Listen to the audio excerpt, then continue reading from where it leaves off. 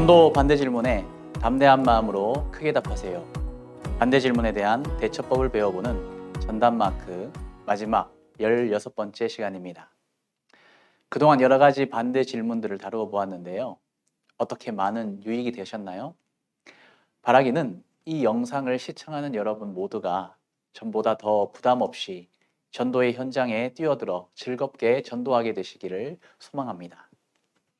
물론 지금도 여전히 해결되지 않는 그런 질문들도 있고 또 전도의 현장에서는 예상치 못한 뜻밖의 그런 질문들도 만나게 될 수 있습니다.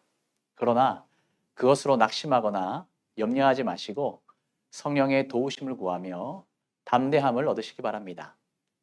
오늘은 마지막 시간인 만큼 잘 모르는 어려운 질문에 대처하는 궁극의 방법을 알려드리고자 합니다. 전도 중에 어떤 질문을 듣게 되었는데 그것이 전혀 생각해 보지 않은 어려운 내용이라면 어떻게 대처해야 할까요? 그 답은 아주 간단합니다. 바로 연구한 후에 대답해 주는 방법이지요. 질문하시는 전도 대상자에게 이렇게 한번 말씀드리십시오. 제가 그것에 대해서는 솔직히 잘 모르겠습니다. 제가 꼭 연구해서 다음에 알려드리도록 하겠습니다. 그러나 지금은 제가 선생님께 드렸던 말씀을 마저 끝마치면 좋겠네요. 네, 이때에는 최대한 정중한 태도로 말씀드려야 되겠죠. 우리는 전도를 위하여서 성경의 모든 것을 다 알고 모든 질문에 명료한 답을 제시한다고 생각할지 모릅니다만 사실은 그렇지 않지요. 몰라도 대답을 또 완벽하게 하지 못해도 전도는 할 수 있습니다.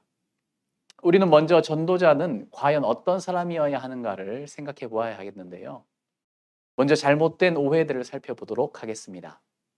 첫째로, 전도자는 결코 재판석에 앉아 누구를 재판하는 그런 재판장이 아닙니다. 전도자는 누구를 판단하려고 나온 사람들이 아니죠. 판단은 하나님의 영역이기 때문에 전도 대상자의 그 생각에 대한 판단은 하나님께 맡겨드리고 복음을 잘 듣고 그분이 결신하시도록 돕는 일에 집중하는 것이 전도자의 바른 자세입니다. 둘째로, 전도자는 고소하는 검사도 아닙니다. 재판하는 분은 하나님이시고 고소자는 사탄이지요. 성경은 그를 참소하는 자라고 표현을 하고 있습니다. 또 전도자의 죄를 깨닫게 하는 것은 성경 말씀을 통한 성령의 역사이지 전도자의 논리가 아닙니다. 전도자는 성경이 말씀하고 성령께서 역사하시도록 전달할 뿐이지요. 셋째로, 전도자는 변호인도 아닙니다. 죄인의 변호인은 오직 예수 그리스도 뿐이십니다. 교회와 성도의 죄악된 부분을 지적하는 그러한 분이 계시다면 끝까지 이 교회를 변호하려고 또 이 믿는 성도들을 변호하려고 애쓸 필요가 없습니다. 그러한 죄인도 예수 그리스도께서 사랑하신다는 것과 또 죄인이기에 더 그리스도가 필요하다는 것을 말하는 것으로 충분합니다. 넷째로, 대부분의 전도자들은 전문적인 전도인이 아니라는 것입니다. 훈련받은 목사님, 전도사님들처럼 전문적인 성경 지식을 가지고 문제의 답을 알려주기 어렵다는 것이죠. 목사님, 전도사님들도 사실 모든 것을 다 알고 답할 수는 없는 노릇입니다.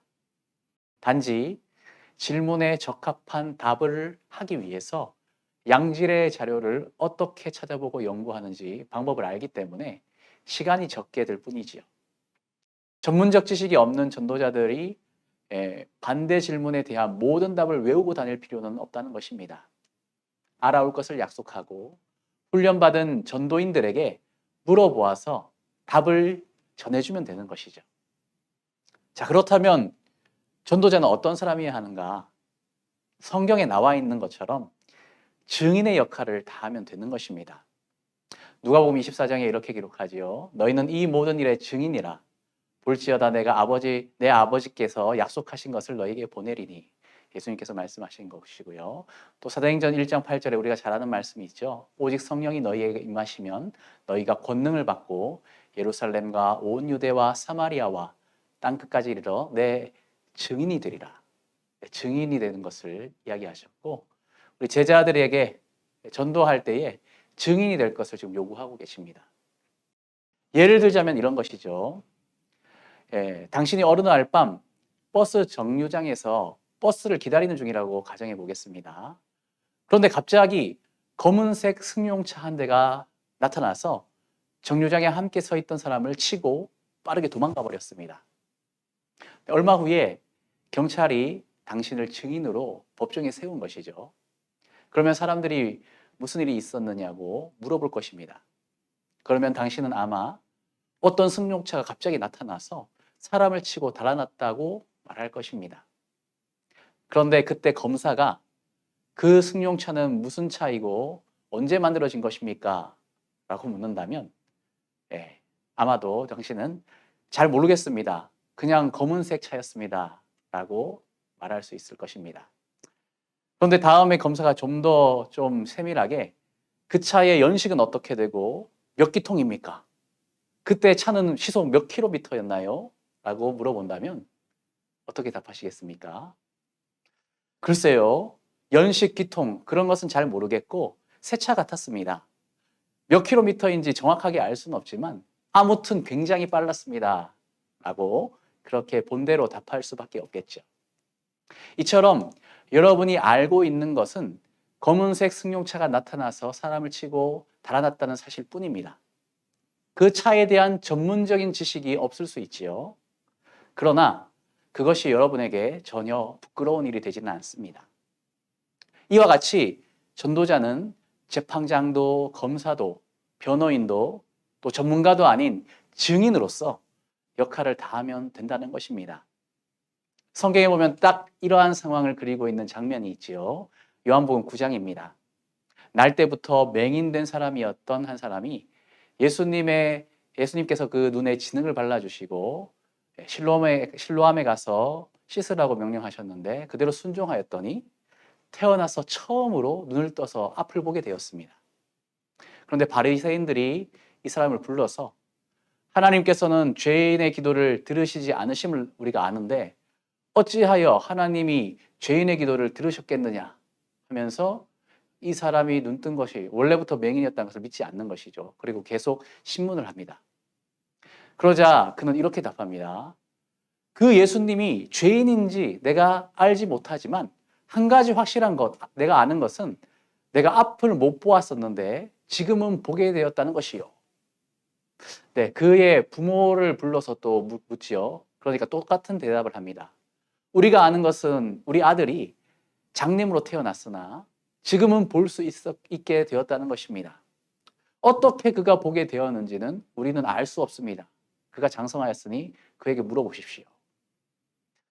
네, 우리는 이들로부터 배울 점이 하나 있습니다. 이 세상에서 일어나는 모든 일이나 내세의 일을 다 아는 척할 필요가 없다는 것이지요. 그저 우리가 아는 것만 담대하게 말하면 되는 것입니다. 그것이 증인입니다. 오늘 전담 마크를 마무리하면서 꼭 드리고 싶은 말씀이 있습니다. 우리 모두는 주님의 증인들이라는 사실입니다. 우리의 삶 가운데 주님께서 베풀어 주셨던 그 은혜들과 놀라운 경험들을 말씀해 주시면 되겠습니다.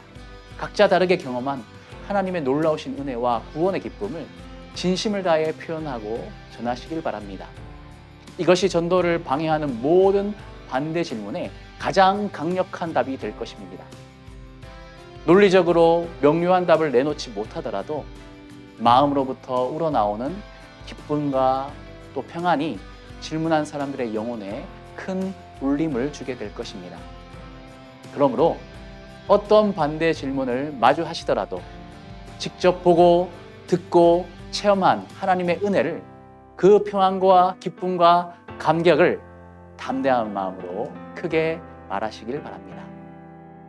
지금까지 전담 마크였습니다. 그동안 시청하여 주시고 공감해 주셔서 감사합니다.